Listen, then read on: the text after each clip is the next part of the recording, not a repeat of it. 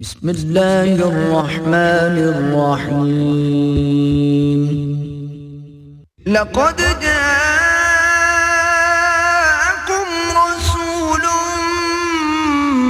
من انفسكم عزيز عليه ما عنتم حريص عليكم بالمؤمنين رؤوف رحيم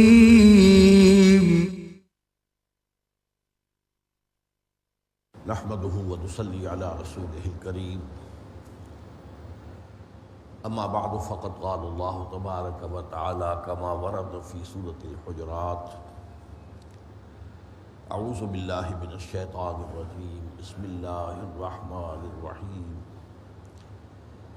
قالت الاعراب آمنا قل لم تؤمنوا ولكن قولوا اسلمنا ولما يدخل الإيمان في قلوبكم وإن تطيعوا الله ورسوله لا يلدكم من أعمالكم شيئا إن الله غفور رحيم صدق الله العظيم رب اشرح لي صدري ويسر لي أمري واحلل عقدة من لساني يفقهوا قولي اللهم ربنا ألهمنا رشدنا وأعذنا من شرور أنفسنا اللهم أرنا الحق حقا وارزقنا اتباعه وأرنا الباطل باطلا وارزقنا اجتنابه آمین یا رب العالمین۔ ہم نے حدیث جبرائیل کا مطالعہ شروع کیا تھا۔ ایک تو پوری حدیث مبارکہ کا ہم ترجمہ پڑھ چکے، پھر خاص طور پر واقعاتی انداز میں اس کا جو ابتدائی اور اختتامی حصہ ہے اس پر ہم نے تفصیل سے غور کیا۔ اب آج سے اس کا جو اصل متن ہے ہم اس پر گفتگو شروع کر رہے ہیں۔ یہ اصل متن جو ہے بالعموم 4 سوالات پر مشتمل ہے، ان کے جوابات پر۔ البتہ ایک روایت ایسی بھی ہے کہ جس میں ایک 5واں سوال بھی ہے۔ یہ میں آپ کو بتا چکا ہوں کہ احادیث نبویہ کے ضمن میں لفظی فرق کا ہونا یہ بالکل ایک منطقی اور معقول بات ہے۔ احادیث لفظاً محفوظ نہیں ہے، معناً محفوظ ہے۔ لہذا روایات کے اندر کسی ایک ہی واقعے سے متعلق جب صحابہ بیان کرتے ہیں تو ان کے بیان میں کوئی تھوڑا بہت لفظی اختلاف واقع ہو جانا فطری ہے، معقول ہے۔ چنانچہ ان 4 سوالات میں سے ایک تو اہم ترین پہلے 2 سوالات جو ہیں آج ان پر گفتگو ہمیں کرنی ہے کہ حضرت جبرائیل نے سوال کیا، قال یا محمد اخبرنی عن الاسلام، اے محمد صلی اللہ علیہ وسلم مجھے بتائیے اسلام کیا ہے۔ فقال رسول اللہ صلی اللہ علیہ وسلم، تو فرمایا رسول اللہ صلی اللہ علیہ وسلم نے، الاسلام، اسلام یہ ہے، ان تشہد ان لا الہ الا اللہ وان محمد رسول اللہ، کہ تو گواہی دے۔ یہاں نوٹ کیجئے لفظ گواہی، یہاں لفظ ایمان نہیں آیا، گواہی۔ اور گواہی جو ہے وربل ٹیسٹیمنی، وربل اٹیسٹیشن، شہادت۔ وتشہد ان لا الہ الا اللہ وان محمد رسول اللہ، تو گواہی دے، ٹیسٹیفائی کرے کہ اللہ کے سوا کوئی معبود نہیں اور محمد اس کے رسول ہیں صلی اللہ علیہ وسلم۔ وتقیم الصلاۃ، اور تو نماز قائم کرے، وتؤتی الزکوٰۃ، اور زکوٰۃ ادا کرے، وتصوم رمضان، اور رمضان مبارک کے روزے رکھے، وتحج البیت ان استطعت الیہ سبیلا، اور حج کرے بیت اللہ کا اگر تجھے اس کے سفر کی مقدرت حاصل ہو، اس کے وسائل و ذرائع تمہارے پاس موجود ہیں۔ قال صدقت، حضرت جبرائیل نے فرمایا یا کہا آپ نے سچ کہا۔ فعجبنا لہ، حضرت عمر فرماتے ہیں رضی اللہ تعالیٰ عنہ کہ ہمیں بڑا تعجب ہوا کہ یہ کیسا آدمی ہے، یسألہ ویصدقہ، سوال بھی کرتا ہے اور تصدیق کرتا ہے، گویا کہ پہلے سے اس کے علم میں جواب موجود تھا۔ بلکہ میں نے آپ کو بتایا تھا اس سے تو کچھ اندازہ ہوتا ہے کہ یہ تو استاذ کا انداز ہوتا ہے کہ وہ شاگرد سے سوال کرتا ہے اور پھر سوال اگر جواب صحیح مل جائے تو شاباش کہتا ہے. بہرحال قال فاخبرنی عن الایمان، اس کے بعد انہوں نے سوال کیا اب مجھے ایمان کے بارے میں بتائیے. قال ان تؤمن باللہ وملائکتہ وکتبہ ورسلہ. اب یہاں لفظ ایمان آ رہا ہے کہ تو یقین رکھے، تصدیق کرے دل سے اللہ کی، اس کی ذات و صفات کی، اس کے فرشتوں کی، اس کی کتابوں کی، اس کے رسولوں کی، والیوم الآخر اور قیامت کے دن کی، وتؤمن بالقدر خیرہ وشرہ اور تو ایمان رکھے تقدیر پر، اس کے بھلے پر بھی برے پر بھی. قال صدقت، تو حضرت جبرائیل نے پھر کہا آپ نے صحیح کہا ہے. اب یہ متن ہے جو مسلم شریف کی روایت ہے اور جس کے راوی حضرت عمر ہے. اب سب سے پہلے تو میں آپ کو یہ بتا دوں کہ جو میں نے آپ کو بتایا یہ کن کن صحابہ سے مروی ہے، ان میں سے ایک جو روایت حضرت عبداللہ ابن عمر سے ہے رضی اللہ تعالیٰ عنہما، اس میں پہلا سوال ہے ایمان کے بارے میں، دوسرا ہے اسلام کے بارے میں. باقی تمام روایات اس پر متفق ہیں کہ پہلا سوال اسلام کے بارے میں اور دوسرا ایمان کے بارے میں. اب بقیہ روایات میں سے میں سمجھتا ہوں کہ سب سے اہم جس کا کہ ایک تقابلی مطالعہ ہو جانا چاہیے روایت حضرت عمر کے ساتھ، وہ حضرت عبداللہ ابن عباس رضی اللہ تعالیٰ عنہما سے ہے. وہ بھی فقہائے صحابہ میں سے ہیں حضرت عمر کی مانند رضی اللہ تعالیٰ عنہ، اور وہ قرآن مجید کے بہت بڑے عالم مانے گئے ہیں. اور حضور کی خاص ایک دعا ان کے لیے تھی، اللہم فقہہ فی الدین وعلمہ التاویل. اے اللہ اس نوجوان کو دین کا تفقہ عطا فرما، گہرا فہم، اور قرآن کی تعویل. ایک ہے تفسیر، ایک ہے تعویل. تفسیر ہوتی ہے لفظ لفظ کے معنی کرنا، ان کا ربط بیان کرنا، اور تعویل ہوتی ہے اس کے مضمون کو پہچان لینا کہ اصل میں سیاق و سباق جو ہے وہ کس مضمون پر دلالت کر رہا ہے. تو فقہ فی الدین وعلمہ التاویل. اب ان کی روایت میں لفظی فرق دیکھیے. انہوں نے کہا، ان کی روایت ہے حدثنی بالاسلام، وہاں اخبرنی ہے یا حدثنی ہے کہ حضرت جبرائیل پوچھ رہے ہیں مجھے بتائیے اسلام کے بارے میں. قال الاسلام ان تسلم وجهك للہ. حضور نے فرمایا اسلام یہ ہے کہ تو اپنے چہرے کو اللہ کے سامنے جھکا دے، سر تسلیم خم کر دے. یہ لفظ اسلام کے ساتھ معنوی مناسبت ہے. اسلام کی معنی یہ ہے سرنڈر کر دینا، اطاعت قبول کر لینا. وتشہد ان لا الہ الا اللہ وحدہ لا شریک لہ. تو گواہی دے اس بات کی کہ اللہ کے سوا کوئی معبود نہیں، اس کا کوئی شریک نہیں. وان محمد عبدہ ورسولہ، اور یہ کہ محمد صلی اللہ علیہ وسلم اللہ کے رسول اور بندے ہیں. اب یہاں آپ نوٹ کیجئے عبادات کا ذکر نہیں ہے، نماز روزہ حج و زکوٰۃ کا ذکر نہیں ہے، لیکن اس سے پہلے جو الفاظ آ گئے وہ بہت جامع آ گئے. اپنا چہرہ اللہ کے سامنے جھکا دینا. اب اس میں ظاہر بات ہے کہ شامل تو یہ ساری چیزیں ہو جائیں گی، لیکن ڈیفینیشن کے اندر یہاں نوٹ کرنے کے قابل ہے کہ یہاں نماز روزہ حج و زکوٰۃ کا ذکر نہیں ہے. اس پر تفصیل سے بعد میں بات کروں گا. قال، اس پر جبرائیل نے کہا اذا فعلت ذلك فانا مسلم. کہ نبی بتائیے میں یہ کام اگر کر دوں جو آپ نے بتائے ہیں تو پھر میں مسلمان شمار کیا جاؤں گا. قال اذا فعلت ذلك فقد اسلمت. تو حضور نے فرمایا ہاں جب تم یہ شرائط پوری کر دو تو تم گویا کہ اسلام لے آئے. اس کے بعد وہ کہتے ہیں فحدثنی مل ایمان. اب مجھے بتائیے ایمان کیا ہے. قال الایمان ان تؤمن باللہ والیوم الآخر والملائکۃ والکتاب والنبیین وتؤمن بالموت وبالحیاۃ بعد الموت وتؤمن بالجنۃ والنار والحساب والمیزان وتؤمن بالقدر کلہ خیرہ وشرہ. اب یہاں ایمانیات کی بہت تفصیل آئی ہے.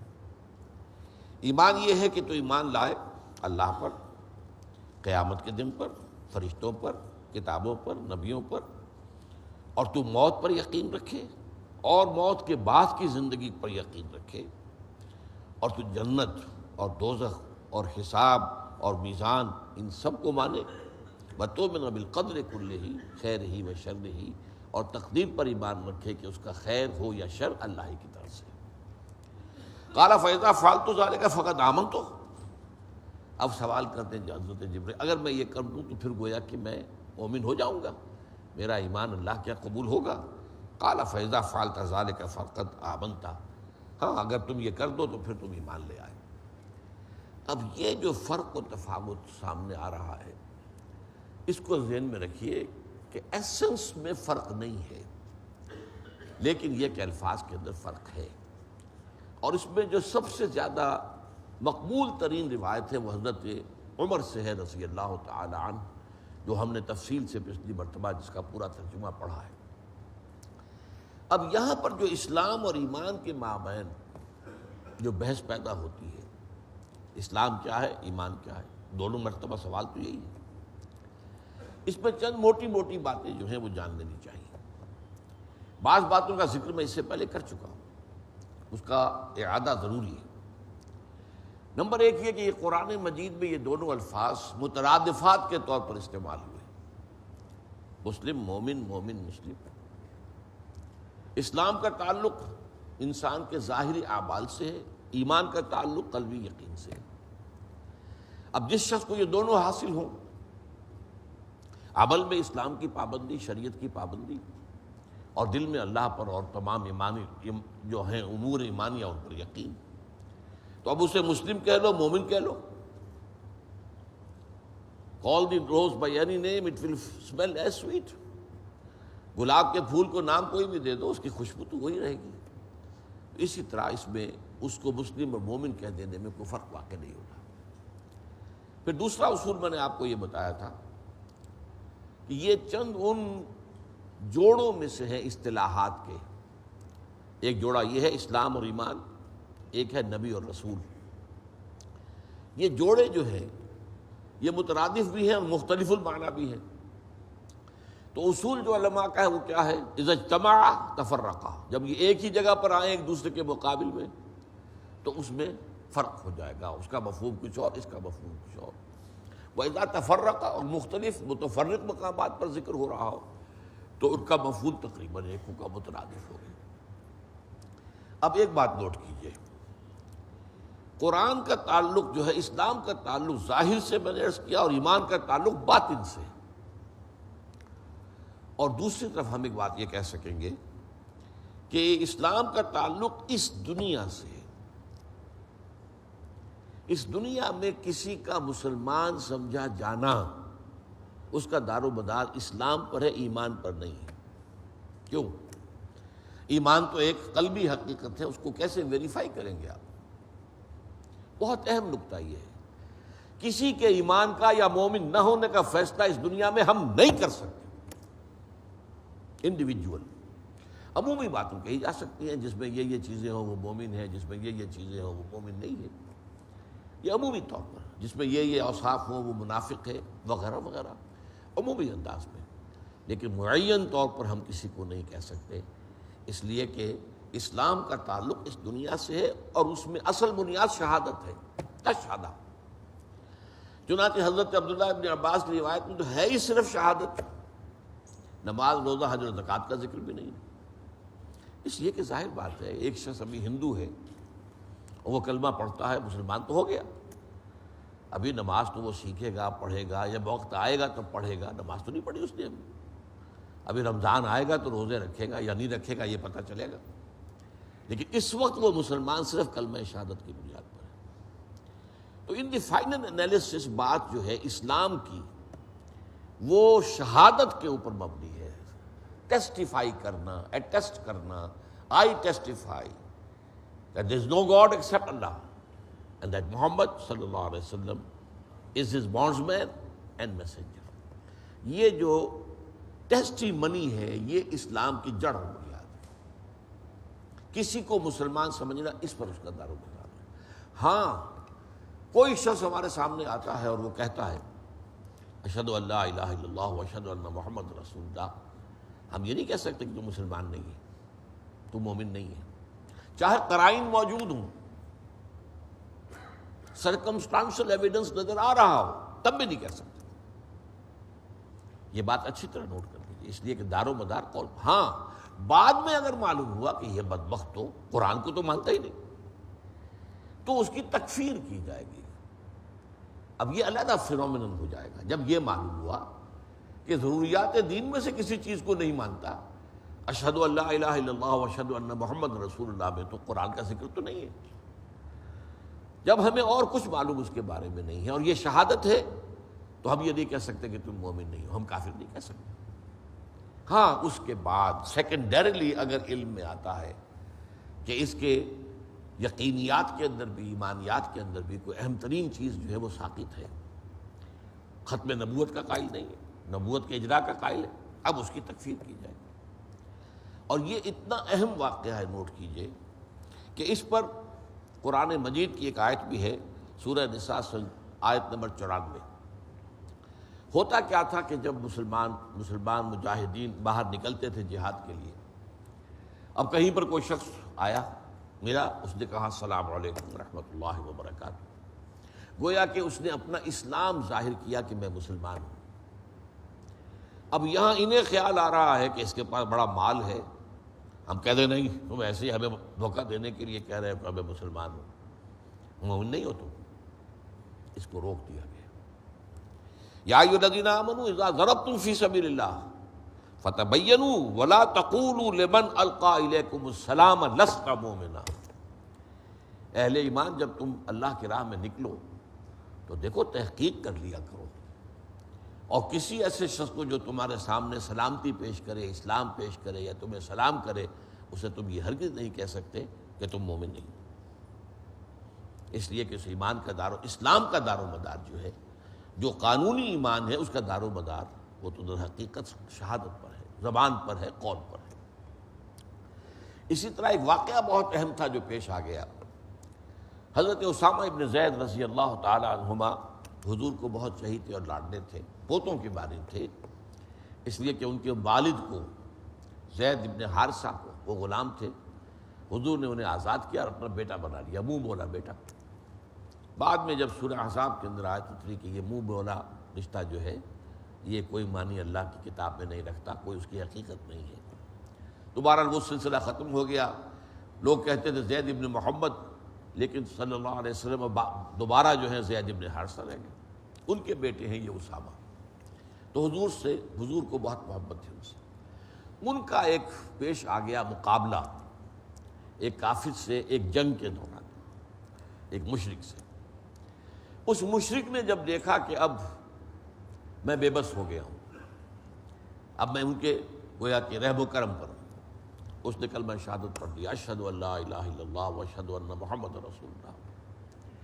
حضرت اسامہ نے یہ سمجھا یہ جان بچانے کا ہیلہ کیا اس نے۔ اب دیکھیے میں نے کہا تھا سرکمسٹانشل ایویڈنس موجود ہے، لیکن اس کے باوجود حضرت اسامہ نے جب تلوار چلا دی اور سر قلم کر دیا تو پھر خود انہیں دغدغہ دل میں پیدا ہوا، یا بعد میں حضور کو یہ اطلاع ملی اور انہوں نے طلب کیا اور جواب طلبی کی، بہرحال جس شکل میں بھی ہو، تو حضور نے انتہائی ناراضگی کا معاملہ کیا۔ اے اسامہ کیا کرو گے قیامت کے دن جب یہ کلمہ شہادت تمہارے خلاف گواہی دینے کے لیے آئے گا؟ میرے ہوتے ہوئے تلوار چل گئی اسامہ کی، تو کلمہ شہادت تو ڈھال ہے، اس سے وہ ایک مسلمان کو جو حقوق دنیا میں ہوتے ہیں وہ سارے اس سے حاصل ہو جائیں گے جب کہ اس نے کلمہ شہادت پڑھا ہے۔ جیسا کہ میں نے عرض کیا، البتہ بعد میں اگر معلوم ہو کوئی اور بات علم میں آئے، اس کی بنا پر کوئی فیصلہ کیا جائے، وہ بالکل مختلف بات ہوگی، لیکن اور کچھ معلوم نہیں ہے تو محض کلمہ شہادت اسلام کی شرط کو پورا کرتا ہے۔ یہ حدیث جو ہے یہ سنن ابی داؤد کی ہے، جس کو میں نے ابھی آپ کے سامنے پہ بیان کیا۔ تو میں عرض کر رہا تھا کہ اسلام سے جو بنیاد ہے نمبر ایک، وہ ایک تو یہ ہے کہ دنیا میں ہم کسی کے مسلمان ہونے یا نہ ہونے کا فیصلہ اسلام کی بنیاد پر کریں گے، ایمان کی بنیاد پر نہیں۔ اسی لیے کیٹیگریز علیحدہ کر دی، سوال اسلام بتائیے، ایمان بتائیے، ان کو علیحدہ علیحدہ رکھو، ان کو آپس میں گڑبڑ مت کرو۔ اور دوسرا تعلق کیا ہے اس کا؟ اسی اسلام کی بنیاد پر اسلامی تمدن اور تہذیب کا پورا ڈھانچہ کھڑا ہوتا ہے۔ اس میں جو شامل کیا حضرت عمر رضی اللہ تعالیٰ عنہ کی روایت میں اقامت الصلاۃ، ایتاء الزکوٰۃ اور صوم رمضان، حج البیت، یہ ہے وہ در حقیقت کہ جو اسلامی تہذیب کا ڈھانچہ جو دنیا میں بنتا ہے وہ اس کے گرد بنتا ہے. ہمارا تمدن وجود میں آتا ہے، ہماری تہذیب وجود میں آتی ہے. یہ ساری چیزیں جو ہے ایک مسلمان تہذیب اور تمدن کی علامت وہ یہ چیز ہے.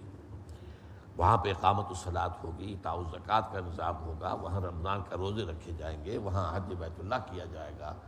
گویا کہ اسلام کا تعلق جو ہے اس دنیا سے، ایمان کا تعلق آخرت سے، اخروی نجات کا دار و مدار ایمان پر ہے. ایمان ہوگا دل میں ایمان تو نجات ہوگی، ورنہ نہیں. اگرچہ اس کی تفصیل کچھ آئے گی وہ میں بعد میں بتاؤں گا آپ کو، لیکن بات اچھی طرح سمجھ لیجئے. اسلام کا تعلق اس دنیا سے، ایمان کا تعلق آخرت سے. اچھا، آخرت میں اس ذات سے تبارک و تعالی سے ہمارا سابقہ پیش آئے گا جو علیم بذات الصدور ہے. ہم تو دنیا میں نہیں جان سکتے کہ کسی کے دل میں ایمان ہے یا نہیں ہے. کوئی آلہ ہمارے پاس نہیں ہے، کوئی الیکٹرو کارڈیوگرام ابھی تک ایسا ایجاد نہیں ہوا جو یہ بھی بتا دے کہ دل میں ایمان ہے یا نہیں. لیکن یہ ہے کہ اللہ تعالیٰ کے علم میں تو ہے. تو قیامت کے دن جو فیصلہ ہوگا، نجات کا دار و مدار وہ ایمان پر ہے. اور نمبر 2 یہ کہ دنیا میں اسلام کا اخلاقی اور روحانی بنیاد جو ہے اس نظام کی وہ ایمان ہے. میرے الفاظ کو نوٹ کیجیے اچھی طرح. دنیا میں کسی کے مسلمان ہونے نہ ہونے کا فیصلہ اسلام کی بنیاد پر ہوگا، ایمان کی بنیاد پر نہیں. اور اسلامی تہذیب و تمدن کا ڈھانچہ وہ یہ 4 جو عبادات ہیں ان پر قائم ہوگا. آخرت میں نجات کا دار و مدار ایمان قلبی پر ہوگا. اور دنیا میں ایک بندہ مومن کے لیے، ایک مسلمان کے لیے اگر وہ اخلاقی اور روحانی بلندی چاہتا ہے، ترفع چاہتا ہے، تو اس کی بنیاد ایمان ہے. اب اسی کا ایک اور انداز تعبیر ہے، بات کو سمجھانے کے لیے میں آپ کے سامنے لا رہا ہوں. دیکھیے، قانونی اسلام اور قانونی ایمان یہ ایک ہے. حقیقی اسلام اور حقیقی ایمان یہ ایک ہے. قانونی اسلام کلمہ شہادت پر مبنی ہے، اسی کو قانونی ایمان بھی ہم کہتے ہیں. حقیقی اسلام تو وہ ہے ہمہ تن ہمہ وجوہ اللہ کا بندہ بن جانا.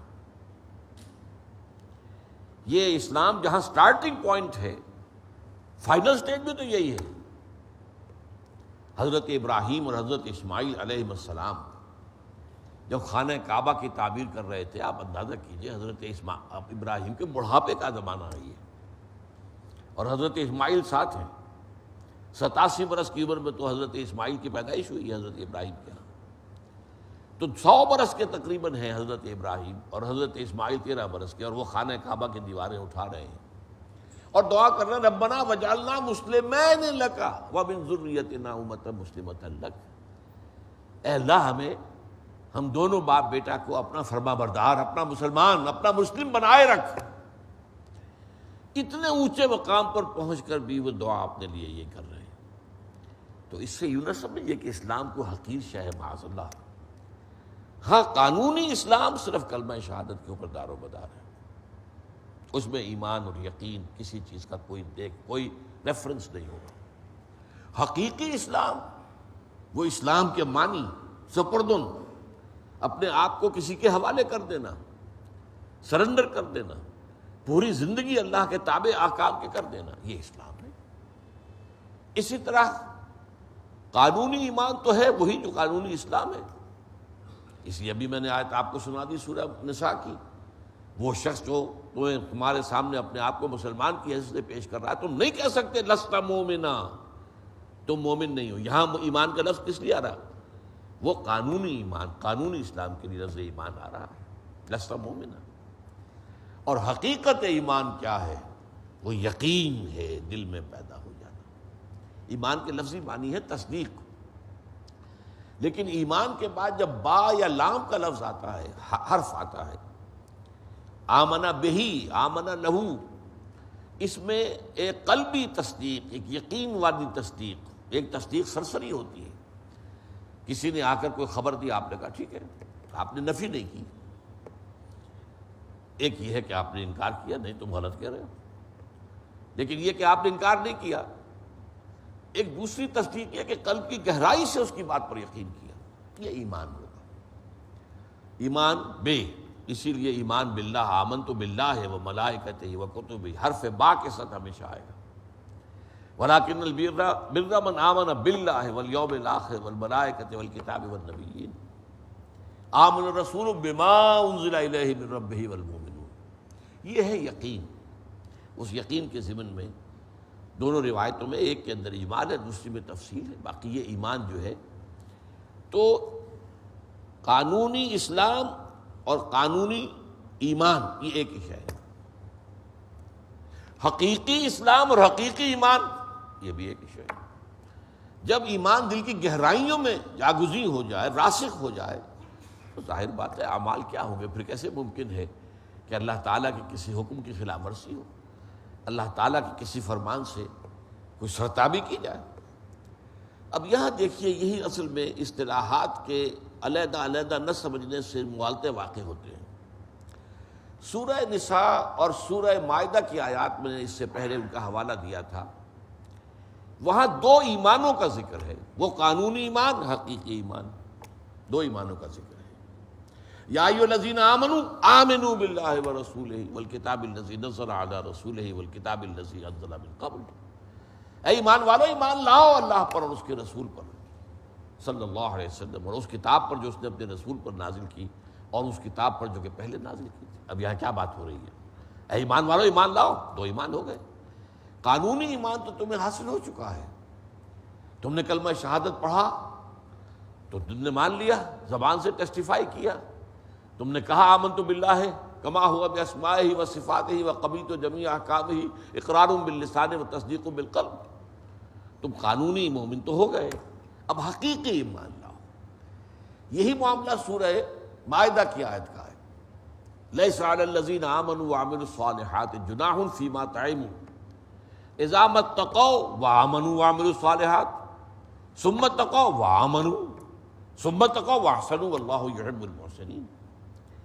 وہ لوگ جو ایمان اور عمل صالح پر کاربند رہے، انہوں نے جو کچھ کھایا پیا کسی چیز کی حرمت کا آخری حکم آنے سے پہلے، اس پر کوئی مواخذہ نہیں ہوگا. یہ تشویش ہو گئی تھی صحابہ کو جب آخری حکم آیا ہے شراب کی حرمت کا، کہ اس سے پہلے بھی پوائنٹرز تو آئے تھے، کاش کہ ہم مصیبت چھوڑ دیتے، لیکن اب تو یہ ہے کہ ہمیں 50 برس ہو گئے پیتے ہوئے، تو ہمارے جسم کے ایک ایک سیل کے اندر، ایک ایک خلیے کے اندر شراب پہنچ چکی ہوگی. ہم تو نجس ہے، بالکل وجود ہی نجس ہے، یہ کیسے پاک ہوگا؟ اس کی جو ہے تشویش کا ازالہ کیا کہ نہیں، اس حکم قطعی کے آنے سے پہلے جو تم نے کھایا پیا ہے اس پر کوئی مواخذہ نہیں. لیس علی الذین آمنوا وعملوا الصالحات جناح فیما طعموا. اب اس کے بعد آ رہا ہے اذا ما اتقوا وآمنوا وعملوا الصالحات ثم اتقوا وآمنوا ثم اتقوا واحسنوا. جبکہ ان کا طرز عمل یہ رہا ہو کہ وہ ایمان، انہوں نے تقویٰ کی روش اختیار کی اور ایمان لائے اور عمل صالح کیے، پھر مزید تقویٰ کا اضافہ کیا اور ایمان لائے. اب یہ اور ایمان کون سا ہو گیا؟ پہلا ایمان قانونی ایمان، دوسرا ایمان حقیقی ایمان. اور اس پر بھی بس نہیں، اس کے بعد تیسری منزل بھی احسان. ثم اتقوا واحسنوا. اس میں احسان کیا ہے؟ پھر مزید تقویٰ کا اضافہ ہوا اور مقام احسان پر فائز ہو گئے. واللہ یحب المحسنین. اللہ تعالیٰ کو اصل محبت تو ان محسنین ہی سے. یہ ہے 3 درجے، اسلام، ایمان، احسان. وہی حدیث جبرائیل میں ہمیں بتائیے اسلام کیا ہے، مجھے بتائیے کہ ایمان کیا ہے، مجھے بتائیے کہ احسان کیا ہے. تو اس اعتبار سے غور کر لیجیے. اسی طرح کا معاملہ سورہ صف میں ہے. یا ایھا الذین آمنوا هل ادلکم علی تجارۃ تنجیکم من عذاب الیم تؤمنون باللہ ورسولہ وتجاہدون فی سبیل اللہ باموالکم وانفسکم ذالکم خیر لکم ان کنتم تعلمون. اے ایمان والو، کیا میں تمہیں بتاؤں وہ کاروبار، وہ سودا جو دردناک عذاب سے چھٹکارا دلا دے؟ اب کن سے بات ہو رہی ہے؟ یا ایھا الذین آمنوا، انہیں مان تو لیا ایمان والے. اب کہا جا رہا ہے تؤمنون باللہ ورسولہ، ایمان لاؤ اللہ پر، اس کے رسول پر، جیسا کہ ایمان لانے کا حق ہے. وَتُجَاهِدُونَ فِي سَبِيلِ اللَّهِ بِأَمْوَالِكُمْ وَأَنفُسِكُمْ، اور جہاد کرو اللہ کی راہ میں اپنی جان اور مال کے ساتھ۔ تو معلوم یہ ہوا کہ یہ دو درجے ایمان، قانونی ایمان، حقیقی ایمان۔ اسی طرح اسلام، قانونی اسلام اور حقیقی اسلام۔ حقیقی اسلام تو وہ ہے کہ ہمتاً اللہ کا بندہ انسان بن جائے، اور یہ کہ کوئی بھی اس کا عمل جو ہے شریعت کے خلاف نہ ہو، غلطی ہو جائے تو توبہ کرے، معافی مانگے۔ لیکن اسی مضمون کو سورہ حجرات میں بیان کیا دو علیحدہ اصطلاحات سے۔ پہلے ایمان کو اسلام کہا، دوسرے ایمان کو ایمان کہا۔ اس اصطلاحی فرق کو اچھی طرح سمجھ کر تو پھر یہ ہے کہ قرآن مجید کا مطالعہ آدمی کرے گا تو کہیں ٹھوکر نہیں کھائے گا۔ وہ قانونی اسلام برابر ہے قانونی ایمان کے۔ تو یہاں فرمایا قالت الاعراب آمنا قل لم تؤمنوا ولکن قولوا اسلمنا۔ یہ بدو دعویٰ کر رہے ہیں کہ ہم ایمان لے آئے، نبی ان سے کہہ دیجئے تم ہرگز ایمان نہیں لائے ہو، اس مغالطے میں نہ رہنا، بلکہ یوں کہو کہ ہم اسلام لے آئے ہیں۔ وَلَمَّا يَدْخُلِ الْإِيمَانُ فِي قُلُوبِكُمْ، ابھی تک ایمان تمہارے دلوں میں داخل نہیں ہوا۔ ایمان تو وہ ہوگا جب تمہارے دلوں میں راسخ ہو جائے، تب وہ ایمان ہوگا۔ ابھی تو یہ قانونی ایمان تو ہو گیا، لیکن یہ اسلام کے درجے کی شے ہے۔ قانونی ایمان کی بنیاد پر تم مسلمان قرار پائے ہو۔ البتہ اس آیت کا دوسرا ٹکڑا میں نے اس سے پہلے کبھی نہیں ان گفتگوؤں میں بیان کیا۔ وَإِن تُطِيعُوا اللَّهَ وَرَسُولَهُ لَا يَلِدْكُم مِّنْ أَعْمَالِكُمْ شَيْئًا، اور اگر تم اللہ اور اس کے رسول کی اطاعت کرتے رہو تو اللہ تمہارے اعمال میں سے ہرگز کچھ کم نہیں کرے گا۔ یہ ایک عجیب بات سامنے آتی ہے، ان کے ایمان کی نفی مطلق، لم تؤمنوا، تم ہرگز ایمان نہیں لائے ہو، وَلَمَّا يَدْخُلُ الْإِيمَانُ فِي قُلُوبِكُمْ، ابھی تک ایمان تمہارے دلوں میں داخل نہیں ہوا، لیکن انہیں مسلمان مانا جا رہا ہے اور ساتھ ہی ان کے اعمال کو قبول کیا جا رہا ہے۔ اکثر لوگوں کو اس میں دھوکہ ہوا ہے کہ اس میں جو جن کا ذکر ہو رہا ہے وہ منافق ہیں۔ میں کہتا ہوں ہرگز نہیں، منافق کا تو کوئی عمل قبول ہی نہیں، یہ منافق نہیں ہے، یہ محض اسلام، بغیر ایمان کے اسلام۔ اس بات کو بہت خوبصورتی کے ساتھ امام ابن تیمیہ نے اپنی کتاب الایمان کے اندر بیان کیا ہے۔ اسلام بغیر ایمان، یعنی ایمان کے بغیر بھی اسلام ہو سکتا ہے، اور یہ وہی ہے کہ جو شخص ابھی جو ہے اسلام لایا ہے، اب ظاہر بات ہے کہ وہ مسلمان تو ہو گیا ہے، اب ایمان اس کے دلوں میں راسخ ہوا نہیں ہوا، کب ہوا، یہ تو بالکل دوسری بات ہے۔ یا جیسے ہمارا معاملہ ہے کہ ہم پیدا ہو گئے اور ہمیں داہنے کان میں اذان سنا دی گئی، بائیں میں اقامت پڑھی گئی، اب ذرا بھی ہم 2-2.5 سال کے بھی ہوئے تو اپنے ماں باپ کو نماز پڑھتے دیکھ کر کھڑے ہو گئے، ساتھ یہ کچھ ہوئے جو ہے سجدے کر رہے ہیں، اب 5-7 برس کے ہوئے نماز شروع کی، اب یہ جو ہے اسلام تو آ گیا۔ ایمان جو ہے آتے آتے آئے گا، اگر آئے گا، اگر اللہ تعالیٰ وہ خوش نصیب ہے اور ایمان نصیب ہو جائے، لیکن اسلام تو اس کو پیدائشی طور پر حاصل ہوگا۔ تو اسلام اور ایمان کے اندر یہ فرق جو ہے یہ لازم ہے۔ یہی بات تھی وہ بدو کی جن سے کہا جا رہا کہ تم ایمان نہیں لائے، یہ کون تھے؟ یہ جو حضور صلی اللہ علیہ وسلم کی حیات طیبہ کے آخری دور میں، فتح مکہ کے بھی بعد اور اس کے بعد جو ہے غزوہ تبوک کے بھی بعد، اس کے بعد جب وہ آیت نازل ہو گئی کہ دیکھو اب مشرکین کے ساتھ اہل ایمان کا کوئی معاہدہ نہیں ہے، سارے معاہدے ختم، 4 مہینے کی مہلت ہے، یہ مشرکین عرب میں سے کوئی ایمان نہیں لائے گا تو قتل کر دیا جائے گا۔ یہ ہے پہلی 6 آیات ہے سورہ توبہ کی، یہ سخت ترین آیات ہے قرآن مجید کی۔ اسی لیے اس سورہ توبہ کے شروع میں آیت بسم اللہ نہیں ہے، اور اس کی ایک تعویل یہ کی گئی ہے کہ یہ سورت تلوار ہاتھ میں لے کر نازل ہوئی ہے، اور آیت بسم اللہ میں تو اللہ تعالیٰ کے اسماء گرامی الرحمن الرحیم ہے، بسم اللہ الرحمن الرحیم۔ یہاں اللہ تعالیٰ کی شان رحمانیت کا ظہور نہیں ہو رہا، اللہ کے جلال کا ظہور ہو رہا ہے، لہذا یہاں آیت بسم اللہ نہیں ہے، تو یہاں پر اعلان کیا گیا، اور وہ اس لیے کہ حضور کی اصل بعثت جو ہے بنیادی طور پر وہ بنی اسماعیل کے لیے تھی، عرب کے لیے تھی، اور یہ اللہ کا قاعدہ اور قانون رہا، جس قوم کی طرف معین طور پر رسول بھیج دیا جائے وہ ایمان نہیں لاتی تھی تو برباد کر دی جاتی تھی، ختم کر دی جاتی تھی۔ قوم نوح ہلاک کی گئی، قوم ہود ہلاک کی گئی، قوم صالح ہلاک کی گئی، قوم شعیب ہلاک کی گئی، سدوم عمورہ کی بستیاں تباہ کی گئی، آل فرعون ہلاک کیے گئے۔ اس اصول کے تحت هو الذی بعث فی الامیین رسولا منہم، چونکہ امیین عرب جو تھے حضور انہی میں سے تھے اور ان پر اتمام حجت آپ کے ذریعے سے ہو گیا، اب وہ اگر ایمان نہیں لاتے تو ان کو تہہ تہہ کر دیا جائے گا۔ اس چیلنج کے بعد کچھ لوگ تو ایسے نکلے جو عرب چھوڑ کر چلے گئے، ایمان نہیں لائے، لیکن جان بچانے کے لیے انہوں نے اب ہجرت کی، اور کچھ کیا اکثریت نے اسلام قبول کر لیا۔ ٹھیک ہے، اب جنہوں نے اسلام قبول کیا ان میں یقیناً ایسے بھی ہوں گے جنہوں نے خلوص دل سے کیا ہو، ان میں ایسے بھی ہوں گے کہ جنہوں نے منافقت سے کیا ہو کہ ٹھیک ہے اب تو کوئی مجبوری ہے، ایمان لے آؤ، جان بچاؤ، پھر دیکھیں گے، پھر کوئی موقع دیکھیں گے تو سر اٹھائیں گے، پھر کوئی کاؤنٹر ریولوشن لانے کی کوشش کریں گے جیسے کہ بعد میں ہوئی۔ اور کچھ ہو سکتے ہیں بین نہ تو بدنیتی تھی کہ منافق کہے جائیں، اور نہ واقعی دل میں ایمان آیا تھا کہ مومن قرار دیے جائیں، تو نہ مومن نہ منافق، بلکہ ایک درمیانی معاملہ، وہ اسلام جو بغیر ایمان کے۔ اس آیت کا جو ہے یہ اہم پہلو، اہم ترین پہلو ہے۔ اب اس وقت سوچئے کہ اصل میں امت اسلامیہ، امت مسلمہ کی عظیم اکثریت کی جو اصل گمراہی کیا ہے، وہ قانونی اسلام اور حقیقی ایمان کو ایک سمجھ بیٹھے۔ جب ہم مسلمان ہیں تو مومن ہیں، بھئی یہی تو حماقت ہے۔ مسلمان ہونا اور شے ہے، از عشق تاب صبوری ہزار فرسنگ است۔ مسلمان ہونا اور ہے، مومن ہونا اور ہے۔ لیکن مغالطہ کیا ہے کہ ہم چونکہ قانوناً مسلمان ہیں لہذا مومن ہیں۔ یہ جو ہے مغالطہ، ساری ہماری بے عملی، بد عملی، اس کا سبب یہ ہے۔ اور اس کے اوپر تشویش کیوں نہیں ہوتی کہ ہم بہرحال کلمہ گو ہیں، ہم مسلمان تو ہیں، کلمے کی بنیاد پر اسلام ہے۔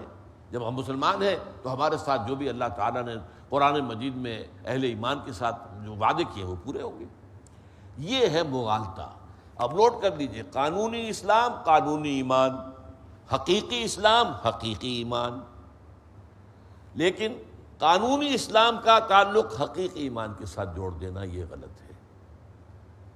قانونی اسلام کا تعلق قانونی ایمان کے ساتھ جوڑے گا، حقیقی ایمان کے ساتھ نہیں۔ مغالطہ پھر سمجھ لیجئے کہ اس وقت امت کی عظیم اکثریت کے گمراہی کا اصل سبب کیا ہے کہ ہم نے قانونی اسلام کو یا قانونی ایمان کو حقیقی ایمان سمجھ لیا، حالانکہ قرآن مجید میں جو وعدے بھی اہل ایمان کے ساتھ ہیں وہ حقیقی مومنین کے ساتھ ہیں، قلبی مومن، یقین والے مومن۔ پھر اس ایمان کے اثرات و ثمرات اور آثار مختلف جگہوں پر بیان کیے گئے، جن میں کہ سب سے زیادہ کمپریہنسو ڈیفینیشن جو ہے وہ اسی سورہ حجرات کی اگلی آیت ہے، انما المؤمنون الذین آمنوا باللہ ورسولہ ثم لم یرتابوا۔ مومن تو صرف وہ ہیں جو ایمان لائے اللہ پر، اس کے رسول پر، پھر شک میں ہرگز نہیں پڑے، یقین کی کیفیت۔ وجاہدوا باموالہم وانفسہم فی سبیل اللہ، اور انہوں نے جہاد کیا اپنے جانوں اور مالوں کے ساتھ اللہ کی راہ میں۔ اولئک ھم الصادقون، صرف یہ لوگ سچے ہیں۔ اب میں آپ کے سامنے ایک اجمالی سا نقشہ رکھنا چاہتا ہوں کہ جو کلامی بحثیں ہمارے ہاں ہوئی ہیں، 1400 برس ہم آرام سے تو نہیں بیٹھے رہے نا، بحث و تبحیث اور آخر منطق کا استعمال کرنا، بال کی کھال اتارنا، یہ سارا کام ہی ہمارے یہاں ہوا ہے۔ تو اقرار باللسان، تصدیق بالقلب اور عمل صالح، یہ تین چیزیں لازم و ملزوم ہیں یا نہیں؟ اس سوال پر بڑی بحثیں، بڑے مباحثے، بڑے مناظرے، بڑے علمی مارکے جو ہوئے ہیں، اور بڑی بڑی عجیب عجیب رائے بھی سامنے آئی۔ مثلا نمبر 1 کرامیہ ایک طبقہ تھا، آج کل تو نہیں ہے کہیں، لیکن اگرچہ ہمارا عمل جو ہے انہی سے ملتا جلتا ہے، لیکن اس نام سے کوئی فرقہ موجود نہیں ہے۔ ان کے نزدیک ان کا موقف یہ تھا کہ محض اقرار باللسان سے نجات ہو جائے گی اور کسی شے کا کوئی سوال نہیں، ہو تب بھی ٹھیک، نہ ہو تب بھی ٹھیک، کوئی عمل اچھا ہو تب بھی اچھا، نہ ہو تو کوئی بات نہیں، صرف اقرار سے۔ اب ان کا یہ معاملہ ایک حدیث کی بنیاد پر ہو گیا۔ اگر آپ مجموعہ حدیث کو سامنے رکھنے کی بجائے ایک حدیث لے لیں گے تو پھر اتنی بڑی ٹھوکر انسان کھائے گا۔ حدیث جو ہے یہ حضرت ابو ذر رضی اللہ تعالیٰ عنہ سے مروی ہے اور بخاری شریف کی روایت ہے کہ حضور نے ارشاد فرمایا، ما من احد قال لا الہ الا اللہ ثم مات علی ذلک الا دخل الجنہ۔ کوئی شخص ایسا نہیں ہے جو کہے لا الہ الا اللہ پھر اسی پر اس کی موت واقع ہو جائے مگر یہ کہ وہ جنت میں داخل ہوگا۔ حضرت ابو ذر فرماتے میں نے کہا وَإِن زَنَا وَإِن سَرَقَ، حضور یہ آپ کیا فرما رہے ہیں؟ چاہے اس شخص نے زنا کیا ہو یا چوری کی ہو؟ فرمایا ہاں وَإِن زَنَا وَإِن سَرَقَ، چاہے اس نے زنا کیا ہو چاہے چوری کی ہو۔ پھر سوال کیا وَإِن زَنَا وَإِن سَرَقَ، فرمایا ہاں وَإِن زَنَا وَإِن سَرَقَ، 3 دفعہ۔ علی رغم انف ابی ذر، ابو ذر کو ہی پسند ہو یا نہ ہو، علی رغم اس کے اللہ کا معاملہ یہی ہے۔ اب اس ایک حدیث کو لے کر تو کرابیہ پہنچ گئے۔ دوسرا ایک قول یہ ہے کہ اصل شے جو ہے وہ صرف تصدیق قلبی ہے، زبان سے اقرار بھی لازم نہیں ہے۔ بعض حالات تو ایسے ہو سکتے ہیں جن میں یہ بات صحیح ہو، چنانچہ قرآن مجید میں سورہ مومن میں جو ایک مومن شخص جو آل فرعون میں سے تھا، رجل مومن من آل فرعون یکتم ایمانہ، جو اپنے ایمان کو چھپائے ہوئے تھا، اس نے اعلان نہیں کیا تھا آل فرعون میں سے، درباریوں میں سے، بڑے سرداروں میں سے۔ لیکن جب فرعون نے اپنے دربار میں یہ مسئلہ رکھا کہ اب بس موسیٰ کو قتل کر دینا چاہیے، آپ مجھے اجازت دیجئے، پرمٹ می، اب یہاں پہ اصل میں ایک پورا پس منظر ہے کہ ہوتے ہوتے صورتحال جو ہے ایسی ہو گئی تھی کہ وہ جو فرعون جو ہے جو سمجھتا تھا کہ میں تو مالک الملک ہوں اور میں تو قادر مطلق ہوں، وہ بھی محسوس کر رہا تھا کہ اب اگر میں نے موسیٰ کے خلاف کوئی قدم اٹھایا تو ہو سکتا ہے کوئی بلوا ہو جائے، کوئی جو ہے فساد پیدا ہو جائے، کوئی جو ہے ہنگامہ پیدا ہو جائے، لہذا پہلے وہ رکھ رہا ہے کہ تم ذرا مجھے اجازت دو، اقتل موسیٰ، ضروری اقتل موسیٰ، مجھے اجازت دو، پرمٹ میں کہ میں قتل کروں۔ اس موقع پر وہ آل فرعون میں سے جو مومن تھے، یکتم ایمان، ابھی تک ایمان چھپایا ہوا تھا، اب وہ کھڑے ہوئے، انہوں نے جو دھواں دار تقریر کی ہے اور جو بلاغت اور فصاحت کا ایک اعلیٰ ترین نمونہ ہے، اور نوٹ کر لیجئے میرے الفاظ، قرآن مجید میں کسی نبی اور رسول کی بھی کوئی تقریر اتنی مفصل نقل نہیں ہوئی ہے جتنی اس رجل مومن من آل فرعون کی۔ سورہ مومن کے اندر پڑھیے، ایسی اس نے سما باندھ دیا کہ دربار کے اوپر ان کی بات جو ایسی چھا گئی کہ اب فرعون کو بس کرنی پڑی۔ اس نے کہا دیکھو بھائی، میں تو جس چیز میں بھلائی دیکھ رہا تھا، میں تو ان اریکم الا ما ارا، ٹھیک ہے، جو میری رائے تھی وہ میں نے پیش کر دی، اگر آپ لوگ نہیں تیار ہیں تو وہ مومن آل فرعون وہ ابھی تک ایمان اپنا چھپائے ہوئے تھے۔ اب اگر اسی حالت میں ان کا انتقال ہو جاتا اور یہ واقعہ پیش آنے سے قبل، تو انہیں کیسے مسلمان مانا جاتا؟ اس لیے یہ شکل ایک امکانی صورت جو ہے وہ میں نے آپ کے سامنے رکھ دی، لیکن یہ شہادت جو ہے اس میں بھی ایک حدیث ہے، یہ حضرت انس سے رضی اللہ تعالیٰ عنہ، اور یہ بھی بخاری شریف کی حدیث ہے، ان النبی و معاذ ردیفہ علی الرحل، حضرت انس فرماتے ہیں کہ ایک موقع پر حضور صلی اللہ علیہ وسلم سواری پر تھے اور حضرت معاذ آپ کے پیچھے بیٹھے ہوئے تھے، ردیف کہتے ہیں اس کو، اونٹ کے اوپر دونوں تشریف فرمائے۔ اس وقت جو ہے حضور نے حضرت معاذ کو 3 دفعہ سوال کیا، یا معاذ، آپ نے کہا لبیک و سعدیک یا رسول اللہ، یا معاذ یا معاذ، اور پھر آپ نے فرمایا ما من احد یشہد ان لا الہ الا اللہ وان محمد رسول اللہ صدقا من القلب الا حرم اللہ علی النار، حرمہ اللہ علی النار، جو شخص بھی دل کی گہرائی اور صداقت سے کہے گا کہ میں گواہی دیتا ہوں کہ اللہ کے سوا کوئی معبود نہیں اور محمد اس کے رسول ہیں، اللہ تعالیٰ اس پر جہنم کی آگ کو حرام کر دے گا۔ اب یہاں وہ بات آ گئی، اب یہاں شہادت کے ساتھ قلبی یقین والی بات، شہادت وہ گویا کہ اب یہ ایمان صرف قانونی ایمان نہیں ہے بلکہ قلبی ایمان اس میں شامل ہو گیا۔ شہادت بھی ہے، وہ گواہی دے رہا ہے، لیکن گواہی دے رہا ہے صدقا من القلب، دل کی گہرائیوں کی صداقت کے ساتھ، تو اس پر اللہ تعالی جہنم کی آگ کو حرام کر دے گا۔ بہرحال مضمون تو ابھی یہ میرا جو اندازہ آج کے کا تھا، نصاب اپنے ذہن میں لے کر میں آیا تھا، وہ ختم نہیں ہوا ہے۔ حدیث جبرائیل کا یہ مقام ہے اور اہمیت ہے کہ اس پر وقف کیا جائے۔ بارک اللہ لی و لکم فی القرآن العظیم و نفعنی و ایاکم بالآیات و ذکر الحکیم۔